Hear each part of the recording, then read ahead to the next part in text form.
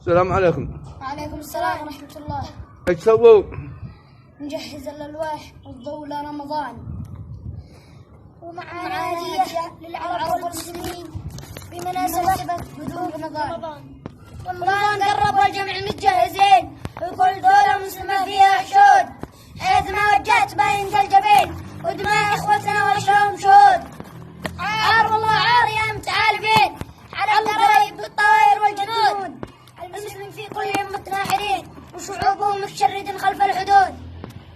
قسمتوا المقسوم يا مقسمين، ودماءنا لحساب قسمتكم وقود. متى نشوف المسلمين متوحدين، متى تزال الحواجز والقيود. المسلمين في أرضهم متغربين، حكامهم على الشعوب مثل الأسود، وللأعاد حادقتنا متوسلين، ولا وجدنا عننا حاكم يذود. سنين عاشوها وهم متفرجين، على الرضيع يهتك وربات الجعود. سلطات تخسر دنيا ودين، سبابات تتزادين فيكم ركود. بلاغ عاجل للعرب والمسلمين، وجهوا صلاحكم نحو اليهود. إن كنتم تغزى ورقوا في دينين، إذا تريدوا المجد والأقصى يعود. خلصوا الصفوف من المستعمرين، لبوا دموع أطفالها اللي في الخدود. ومن قبل نصحي فلا متشكرين، وله تحياتي مع باقي